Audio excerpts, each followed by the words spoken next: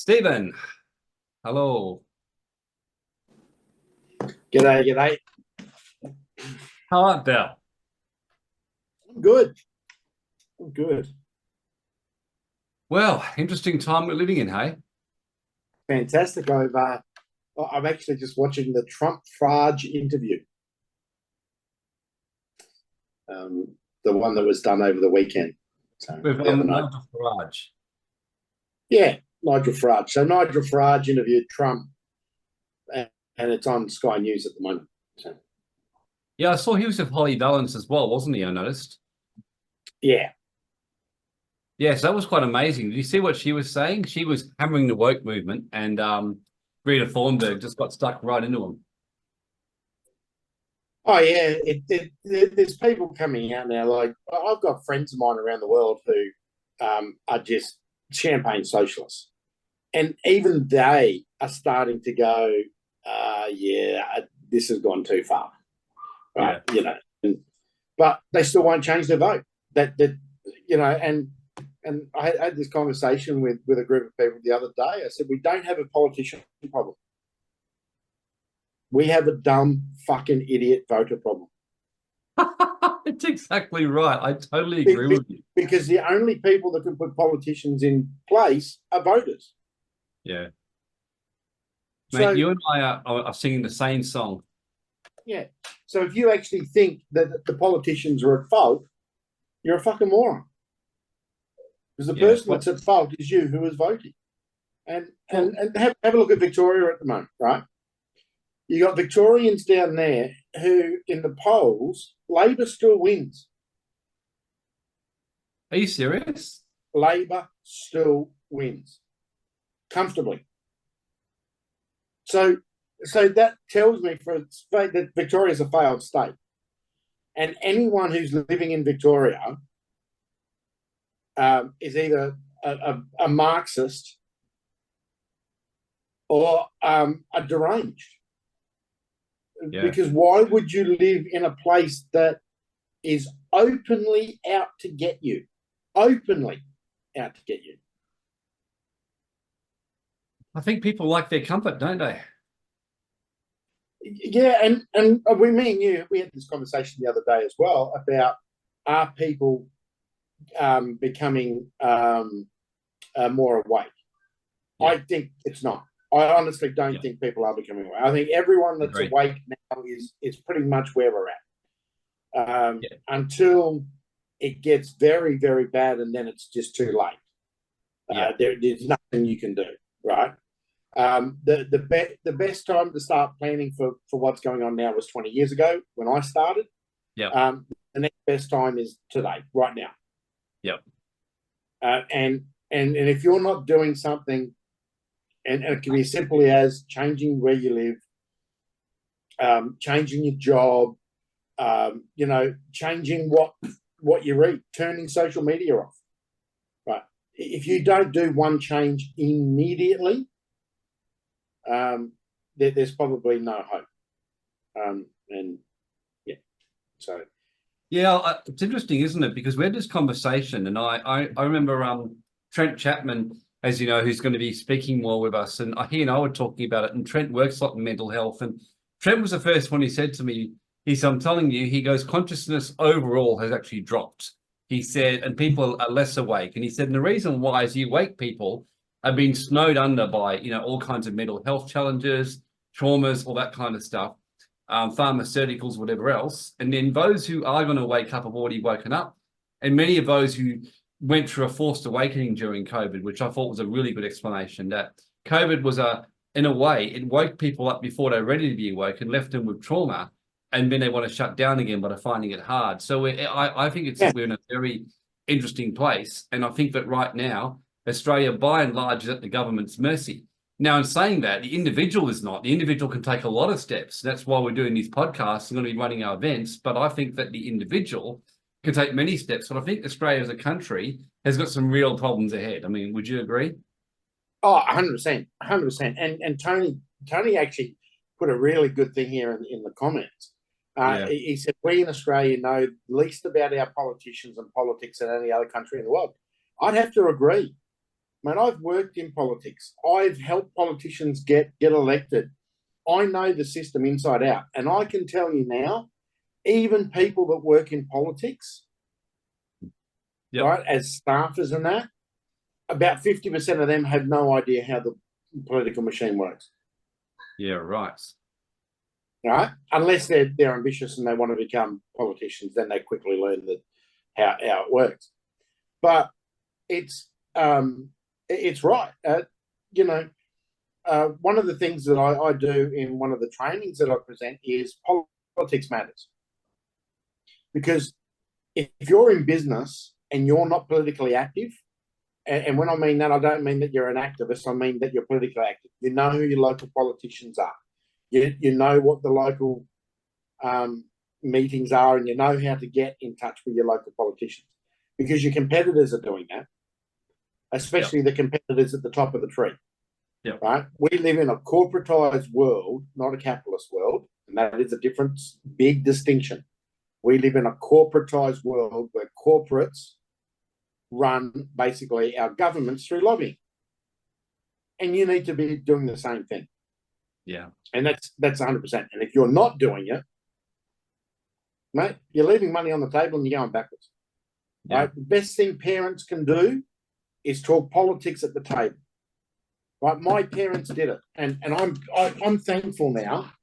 My parents, we sat down and had dinner every night, right? Sometimes it was late. If Dad was home getting late, dinner would be late. But one of the two topics that were brought up on our dinner table were politics and religion. A good debate. And that's kind of what I love with you and I. You remind me of me and my father. You know, we sometimes disagree on stuff, but we normally agree. But when we do disagree, we just tell each other, we totally disagree with you. We laugh and move on, which is what should happen. Exactly. You know? It's actually how you grow, because you get me thinking and I get you thinking. And that's the problem today. There's no discourse. There is no, people don't know how to negotiate. Like I go, you know, as far as I'm concerned, everything's a negotiation. Yeah. Right. So if I go to a market or go to a butcher or something like that, I always say, I guess you're going to make those chops a baker's dozen. You know what? 9 times out of 10, they do. Right? They throw the extra chop in for free. Right? Or the extra snag in for free because you asked and you had a bit of a negotiation. Go to market stores, negotiate. Everything is a negotiation. And if they don't negotiate, go to the next store. Right? And this is what I love living in Asia. Because if you don't negotiate and haggle, and even if it's over 5 cents, they think you're an idiot. Because everything is a negotiation. Mate, everything. As I tell people, marriage is the biggest negotiation. If you don't believe it, go to the family court after they split up.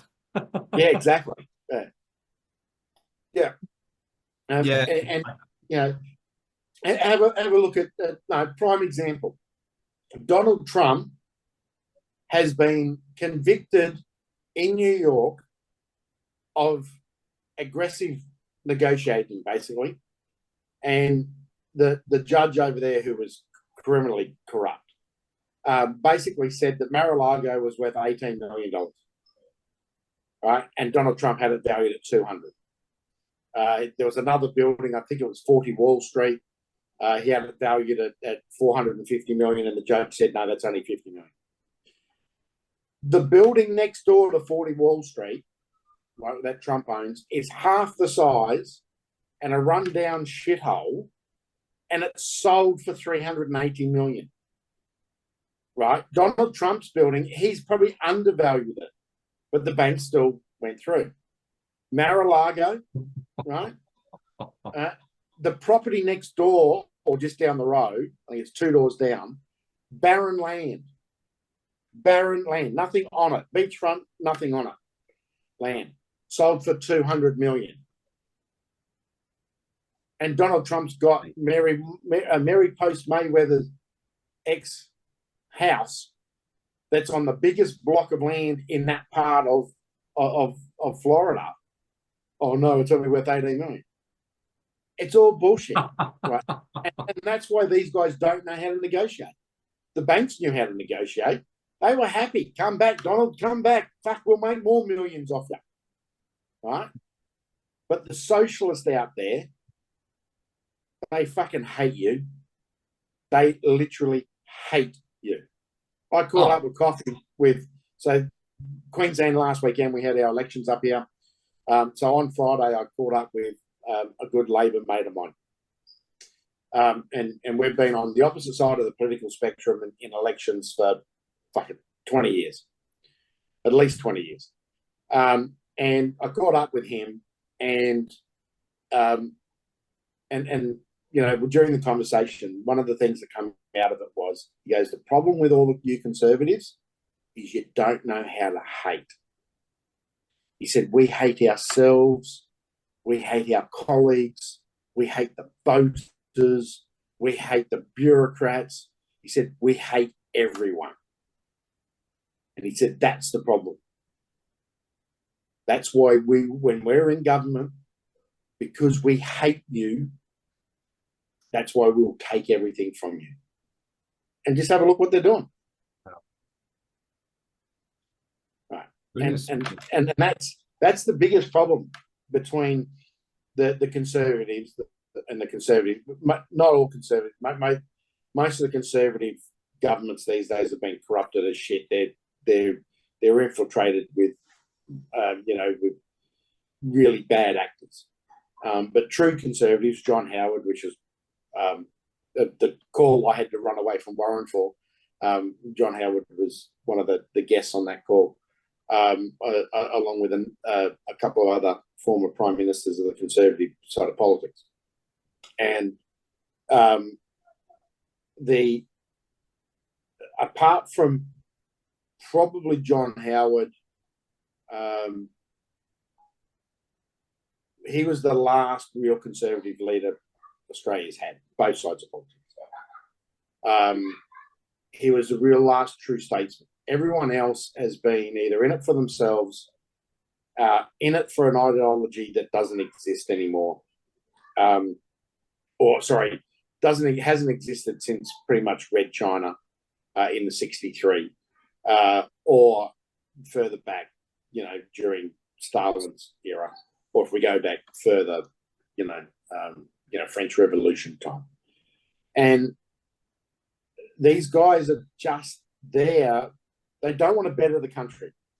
Most of them want to better themselves because they'll never be anything more than average people anywhere else. Yeah. And so they're quite willing to take the country down with them. They are really, really, really at that point. Now, that doesn't mean that it's all doom and gloom and end, and you know that the world's going to end and that sort of stuff. You've just got to know how to navigate and how to protect yourself and how to move forward. The worst thing you can do, and at the moment, I'll just do one more quick thing. At the moment, in the investment world, all the mum and dad investors have left the small end of the market. So they've all taken absolute hammerings because they're selling losses, right? Because they're trying to chase the big money, the big hedge fund money that's going into the top. And they're not. And this is the problem is you need basic understandings of markets, right? If people are selling, buy. Simple as that. I'm sick to death of seeing smart business people. When I say smart business people, smart small business people getting absolutely slaughtered because the part of the market they're investing in is sliding. Yeah. And they're watching the topping. Oh, the ASX is going up. The XJO is going up because they don't understand the bait. They'd rather watch the Kardashians and fucking Married at First Sight or whatever it is than get a little bit educated. All right? And, you know, it should be mandatory You say That, you don't watch that, the Kardashians, Stephen. Come on, man. oh, fucking couldn't. Oh, if I was a dictator, they'd be the first people in the gulag. Um, the the other thing is it should be mandatory. 1 hour a day, you've got to have some sort of financial or political education. It should be mandatory, but it won't happen. Because people want to hear more.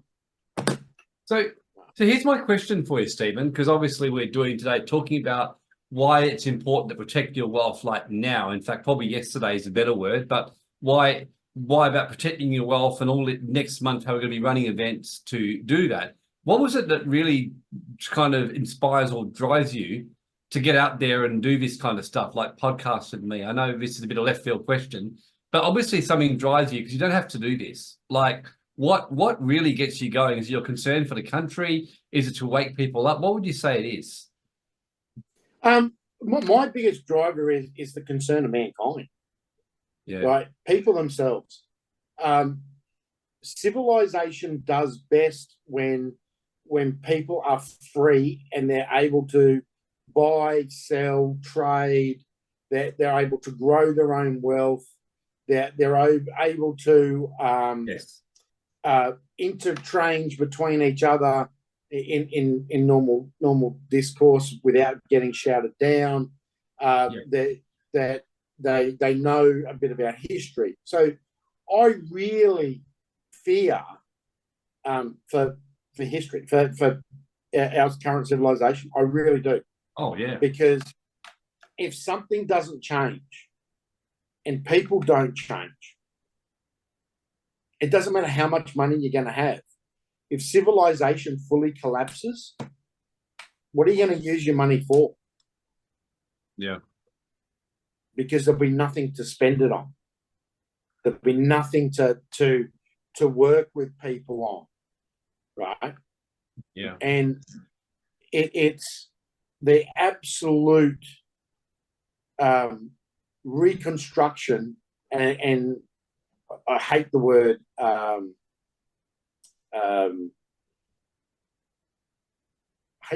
I'm probably about to use here, but I'm trying to think of another word so I don't use it. I really, really would hate to see 5,000 years of history to basically disappear because of stupidity. And that's probably the biggest thing that drives me. I love it. I think of a scripture in the Holy Bible which says, without a vision, my people perish. In other words, without a clear vision and hope for your future, people literally die inside. And I've seen this. Like, I speak to my nephew, I speak to young people, and look, if you meet my nephew, for example, he's a classic example. He's actually an intelligent guy. He's a decent kid. He really is. He's not like some crazy lunatic fringe guy. He just rationally said to me, Uncle Warren, what's my hope for my future? And he said, and I'm not depressed. You know that. I'm a happy guy. But what is my hope? He goes, am I able to buy a home? No.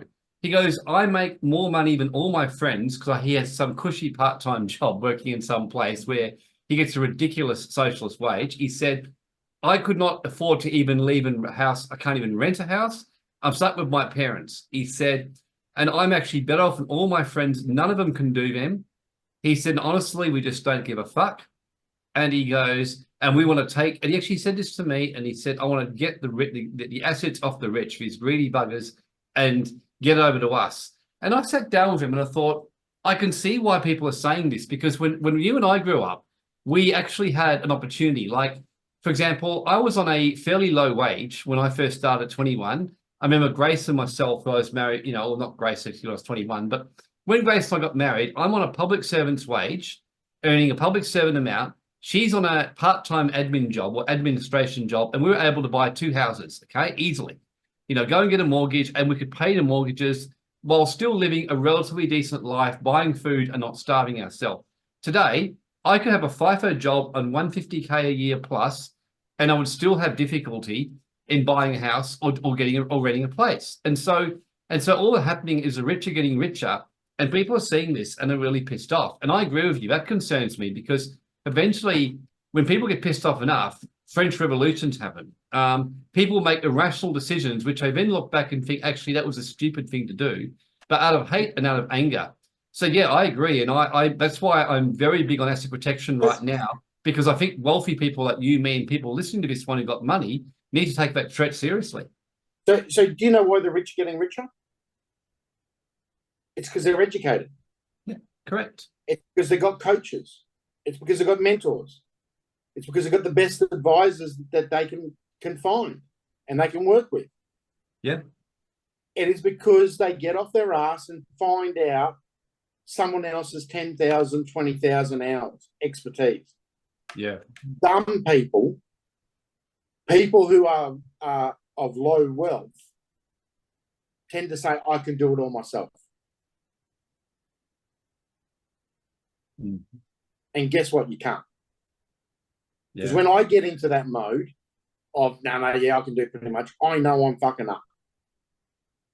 Right? So I've got to then go out and find the right people. The first thing, so when a problem arises in anything that I'm doing, the first question that I ask is who? Who can help me? Yes. We are taught at school, how can I do it? Right?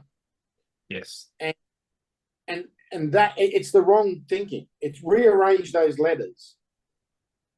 And that's why the rich keep getting richer. And it's basic things, knowing basic things like the simple wealth formula. Right? How to take a simple income, multiply it, so at the end of the day you can buy all the luxuries and whatever you want because you've got a machine that keeps spitting out cash.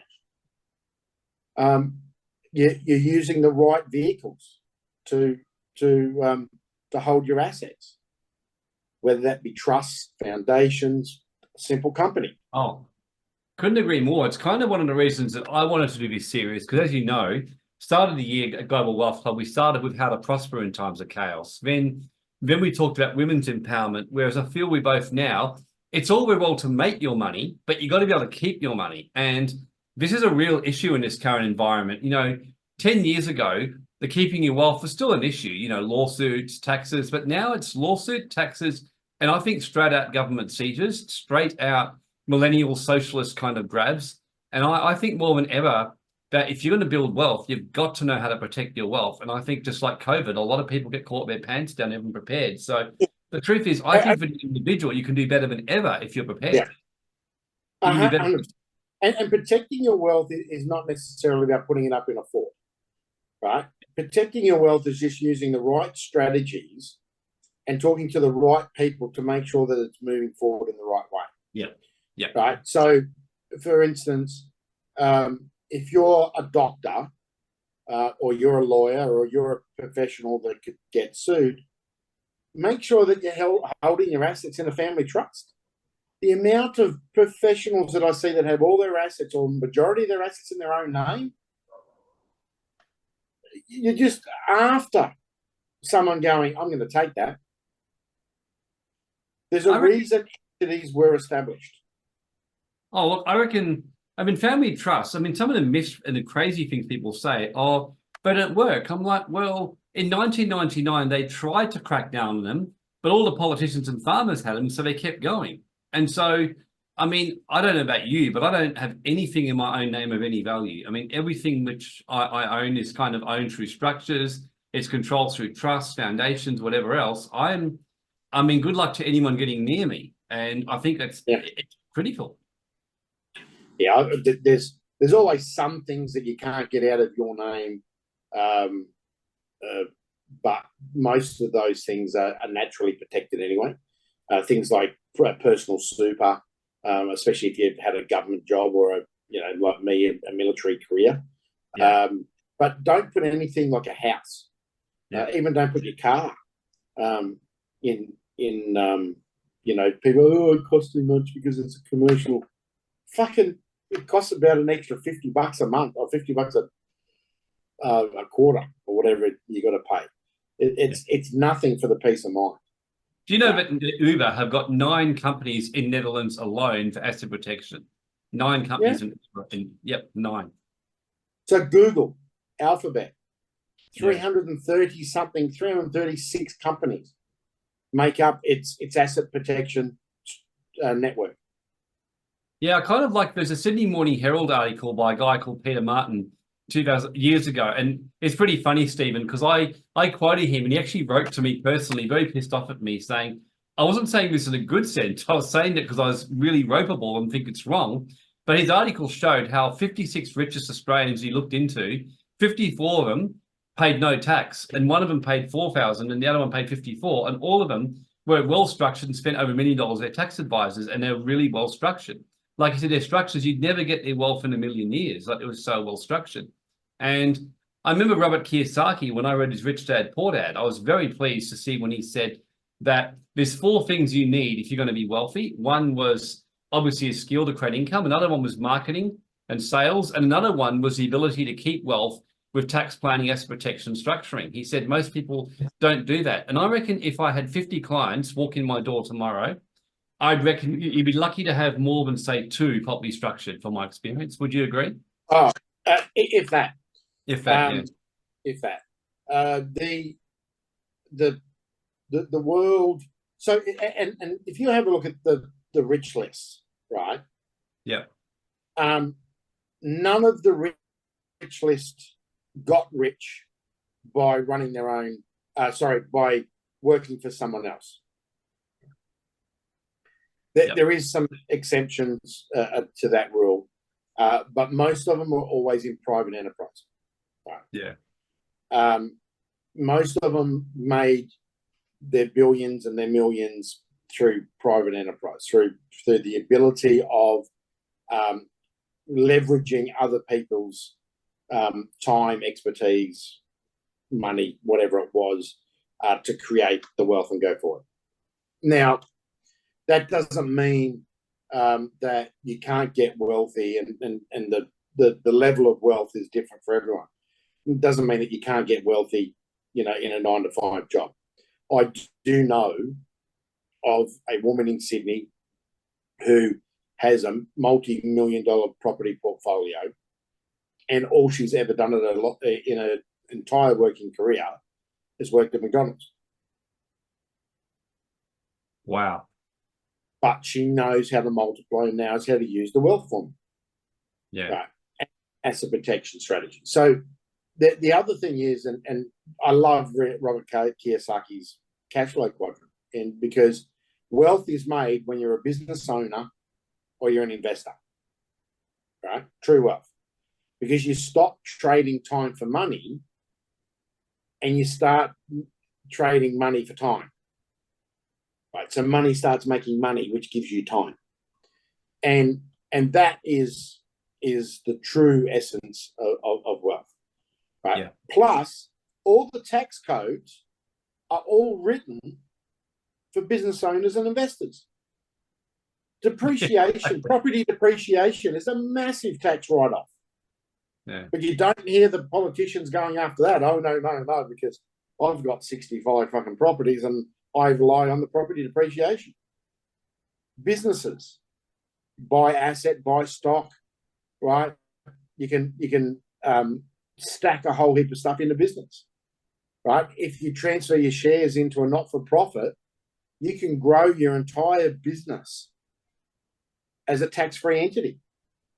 Sanitarium, prime example.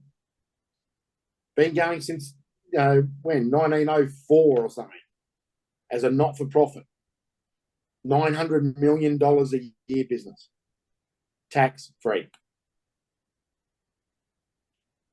Right. Yeah, so I love our sanitarium set up. Very clever. I love it. I love it, and I've been helping some international foundations recently restructure so that they own businesses.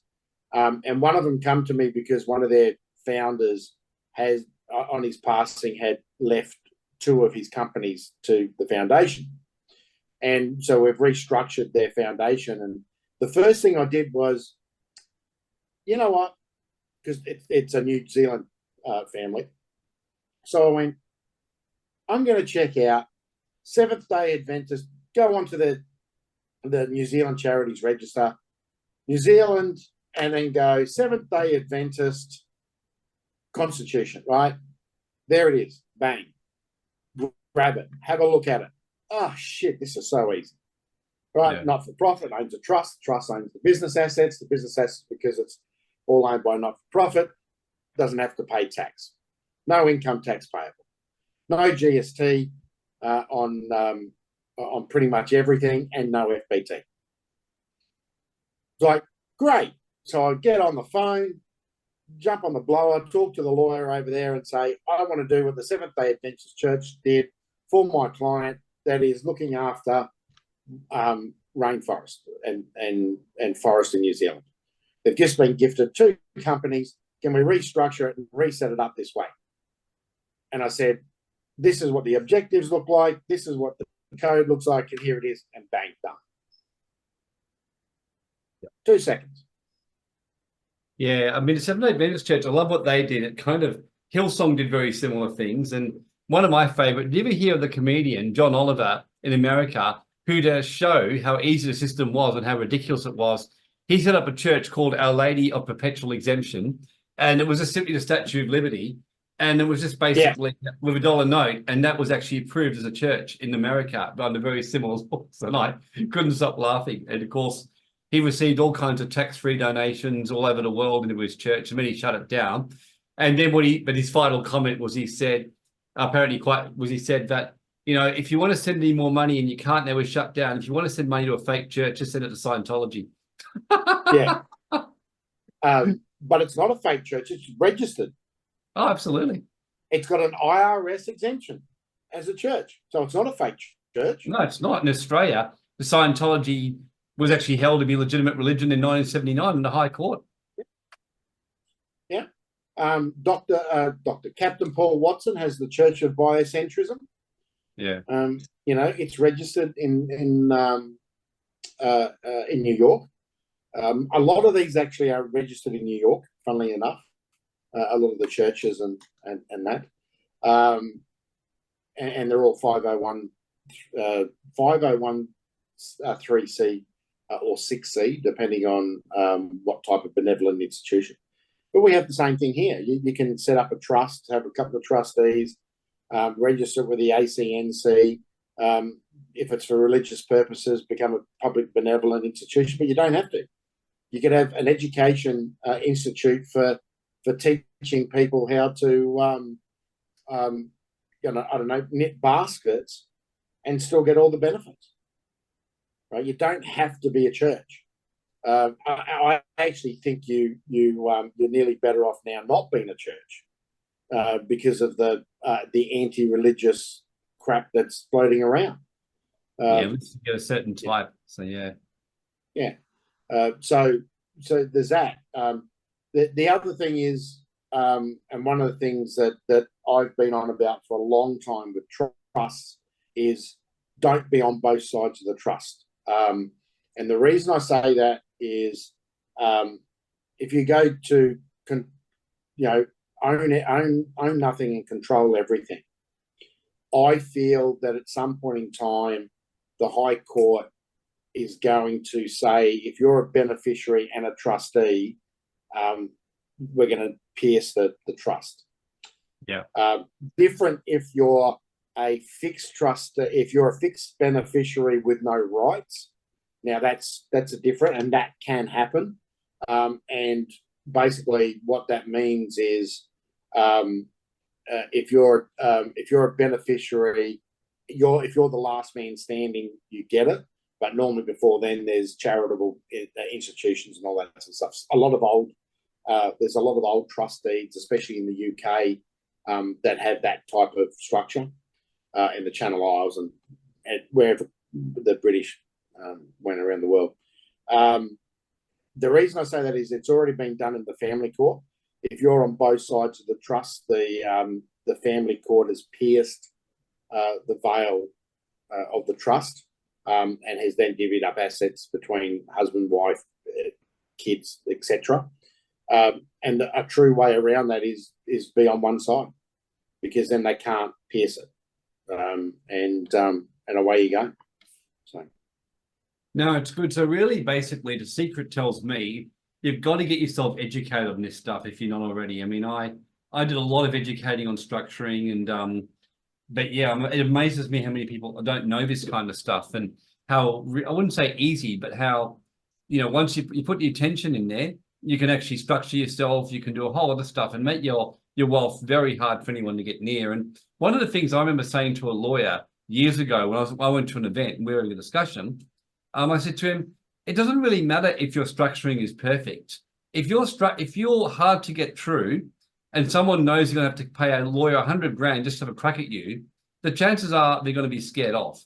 But if you're sitting there running your blooming business in your own name, you've got a house in your own name, you've got some crypto and some cash, you've got shares in your own name. I mean, it's like, oh my gosh. When I used to be a lawyer, Stephen, I'd go, this is like a sitting duck. Let's just send them a scary letter, because if nothing else, they'll shit themselves and they'll settle with you.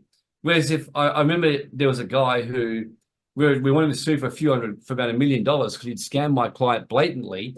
I said, the problem is this guy set up a Nevis trust. He's got like all kinds of brilliant structures, mate. You need to give me 250 grand just to have a crack at him, and I would rate myself less than 50% chance of getting his money. So the client gave up and moved on. And I say to people, just make your wealth hard to get. Yeah, so we have one client, and just about 10 years ago, and he goes, I just want to put some assets away so my business partner and my wife can't get hold of them. What's a jurisdiction that makes that very hard? And we had a look around, and Belize is a classic example. So we moved a heap of assets to Belize.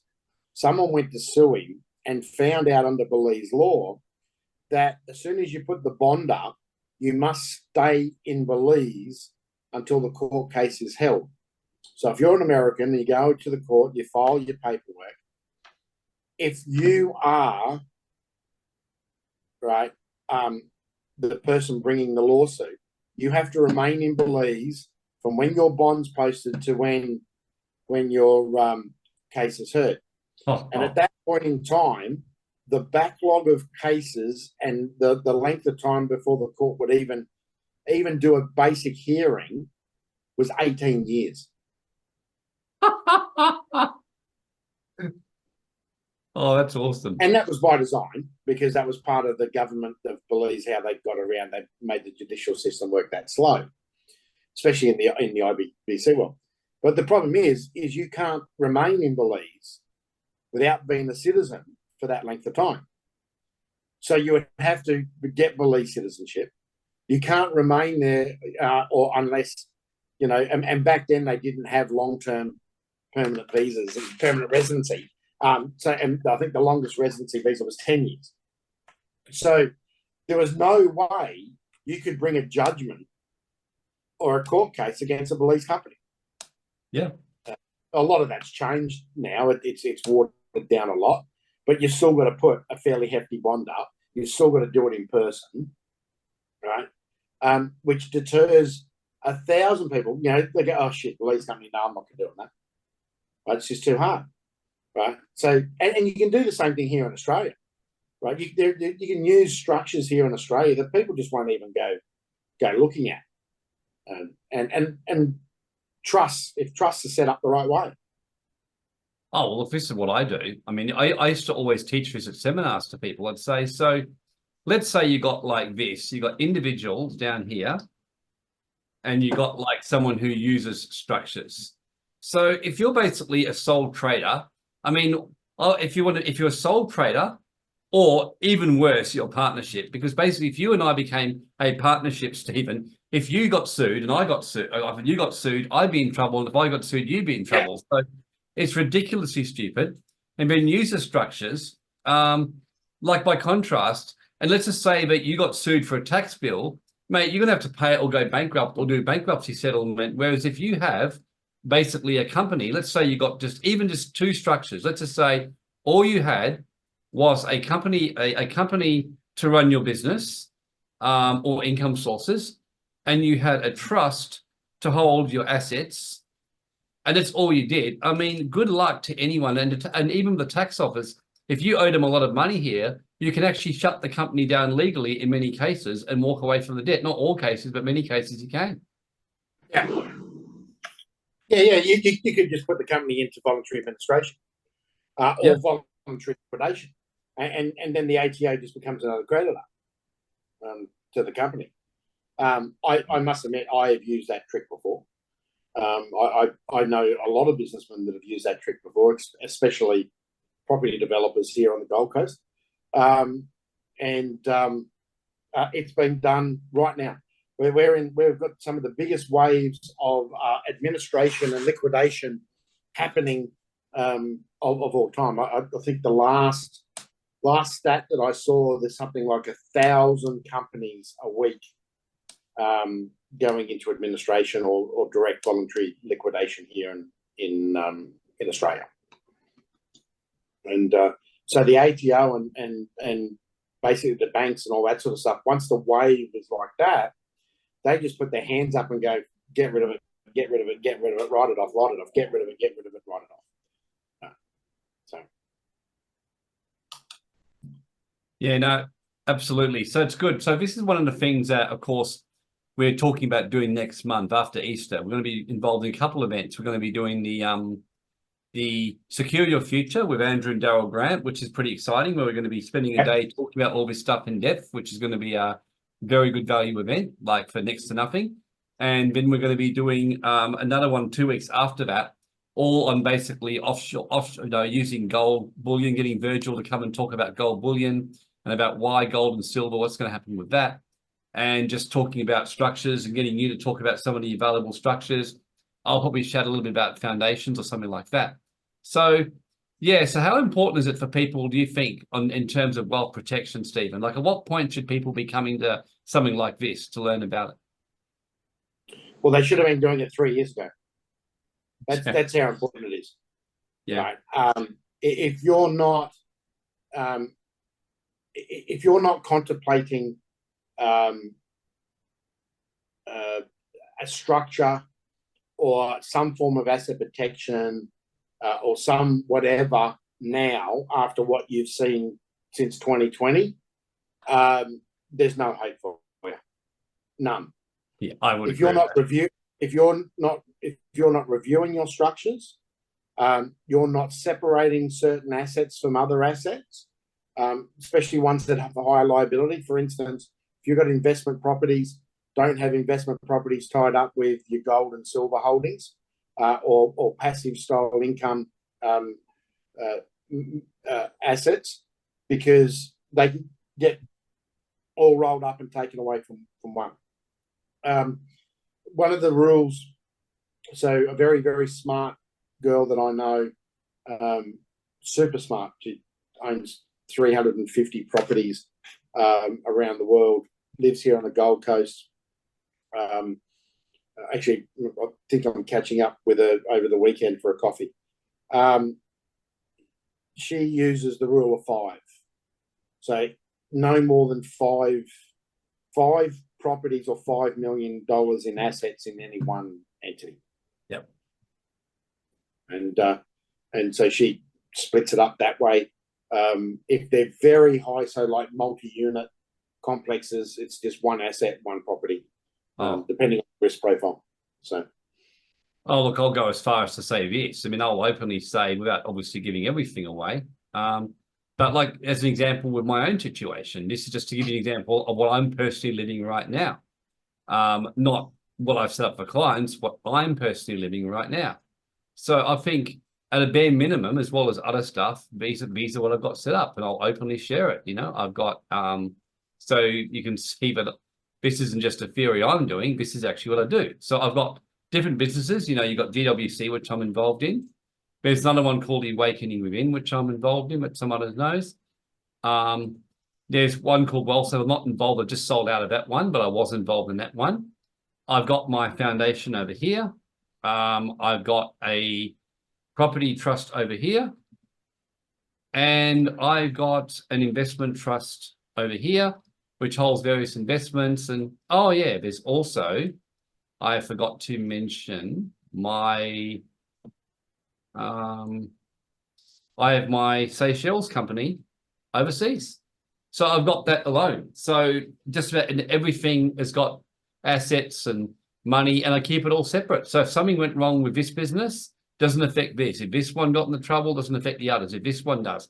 If the businesses all get sued, my foundation remains okay. If I have a problem with the property because someone gives me shit, it doesn't affect anything else. So everything is kept completely separate, like totally separate.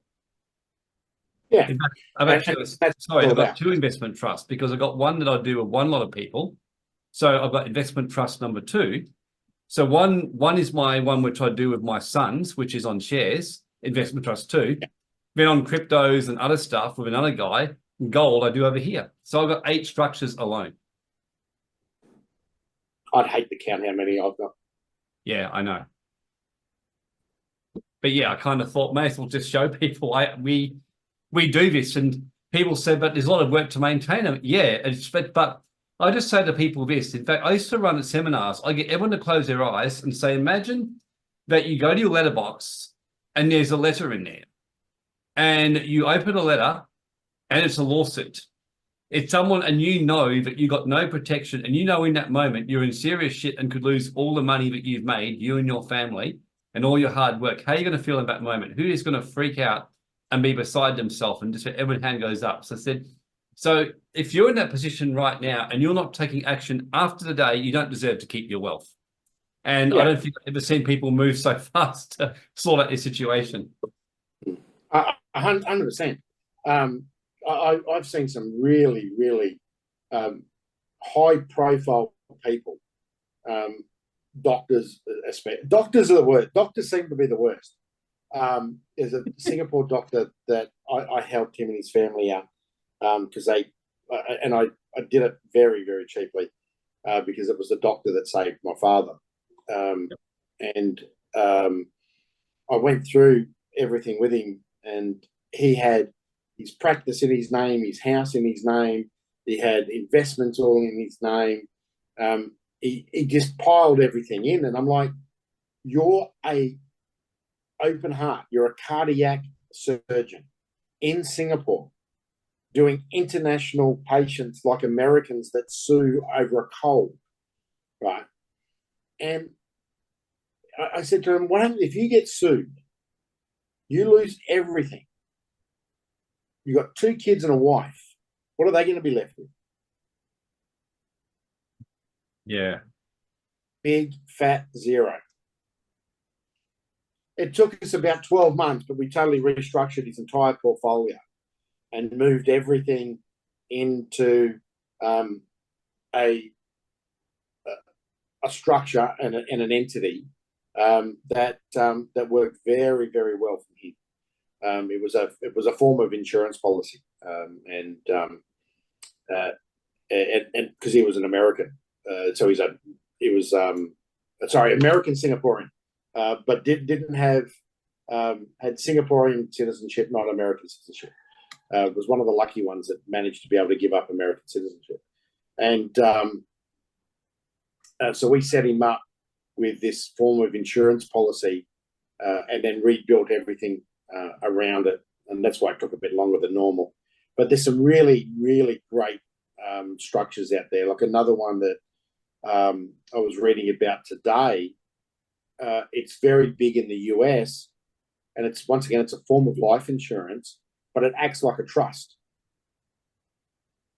It's tax-free. You can run a business inside of it. You can. There's no inheritance tax on it. And pretty much every billionaire in America has one. Right. So there is new structures happening all the time. This is why you need to look at your structure, why you need to look at your circumstances.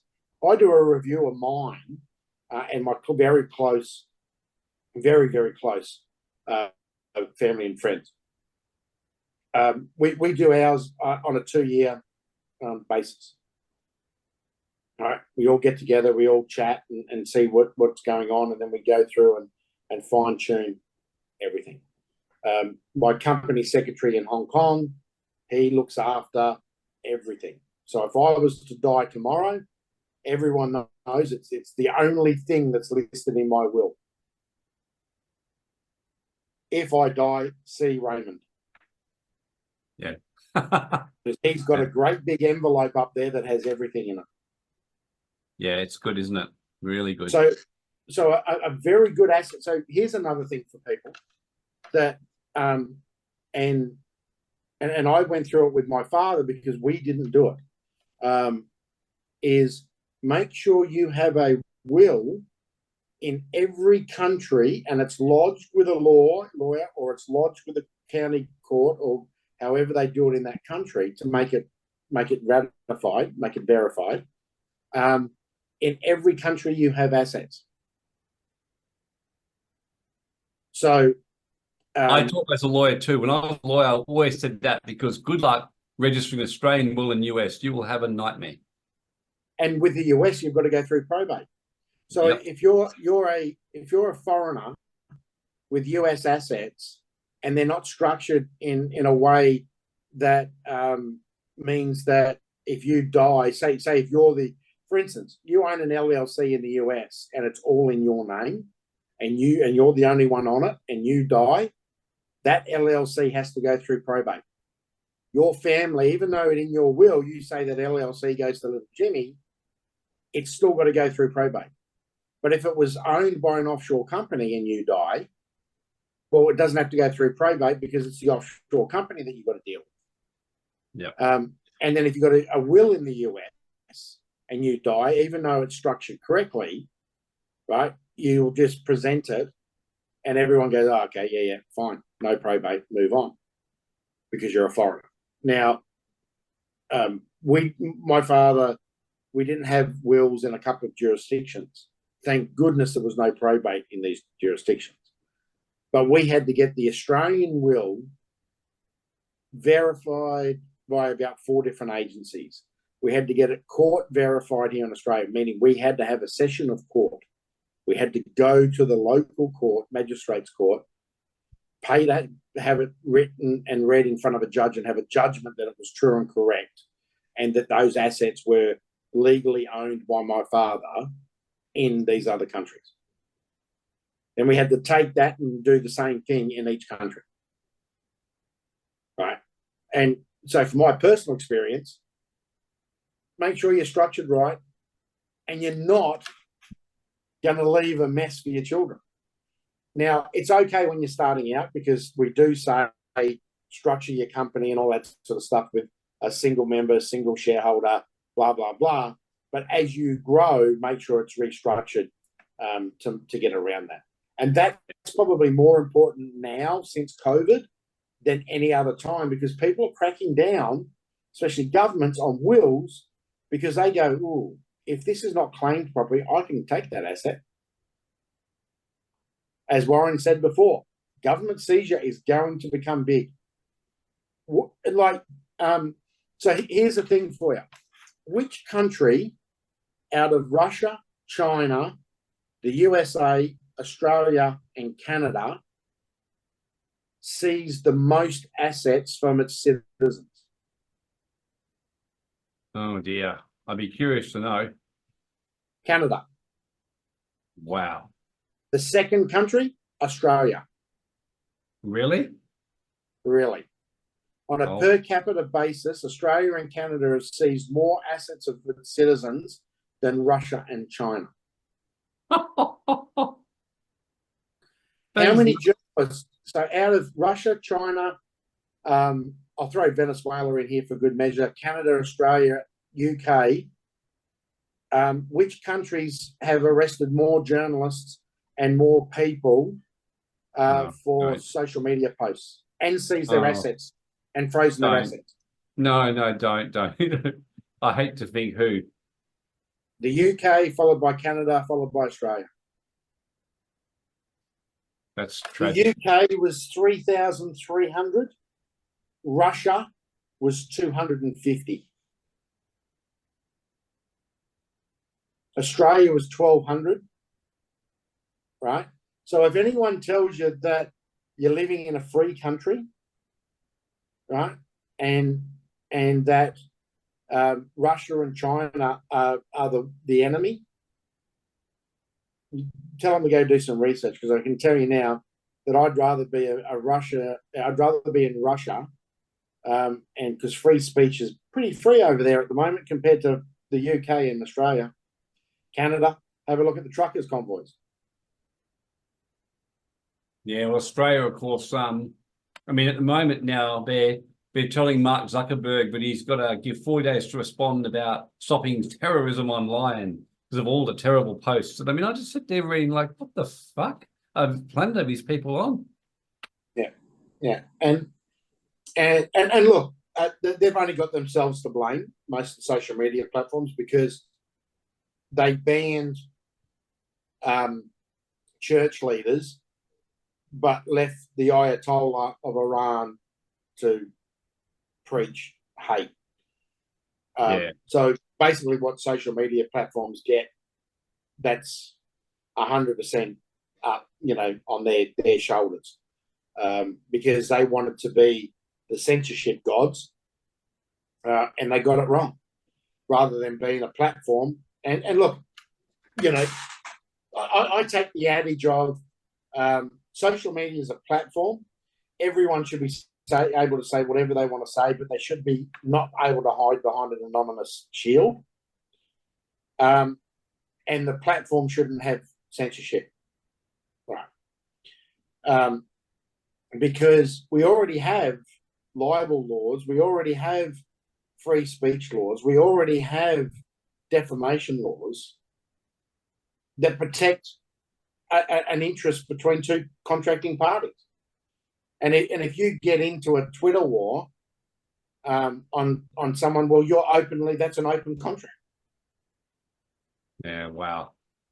Right? So, this is the problem. When you try to say that, oh, no, we're a platform, but then you provide censorship, well, you're digging your own grave. Yeah, exactly right. So, all right. Okay, well, so I reckon to finish off, Stephen, I think that we can tell people, in summary, we're going to be doing another podcast like this next Wednesday and one the week after. Yep. We're going to continue on these topics, and we're going to be pretty much just discussing in depth about this whole topic of asset protection, looking after your wealth. We'll be interviewing you next week to go into a bit more depth. I'm going to get Travis has got to jump in and help out from Edge Radio. So Travis... Yeah, Carter's going to be doing it. As Travis is a bit of a screen. He's a former One Nation candidate. So he's going to be interviewing you. And then the week after, probably you again. And then after that, I'm planning for him to interview me on taxes and Australian foundations. We're going to be doing events, of course, on the 6th of April and the 20th. So stay tuned, everyone. We'll be sending information out. Is there anyone here, just before we end, that would like to get on and have a chat with us about your own situation? Because we do have we do have one-on-one special packages for people. Just type a Y or send me a private message, because what we'll do is we'll put up the inquiry link so you can have a no obligation consult. Yep. Okay, I'm just going to put this up, and if you go to the right hand corner and click on this link, you just have to fill this out, or just email us at support@globalwealthclub.org, and and CC myself. So I'm just putting this in the chat. Yep. Then basically we can have a chat with you or complete the form and let us know, and we can send you some details and organize a chat with you. So otherwise, stay tuned, everyone, and we look forward to seeing you at the event. Who's going to be coming to the events when we do them? Who's excited to learn more about your wealth protection, managing your finances better, and making sure that you really profit and don't give the government or anyone what you have to give them? Yep, okay. Yes, I'm getting a few messages hit me and hand raising. Brilliant. So I noticed a few of you here already have done those steps. But thank you, Stephen, for being here today. Look forward to seeing you next week, and look forward to seeing all of you here next week. Definitely. All right. Thanks, guys. Okay. Thanks a lot. Bye for now.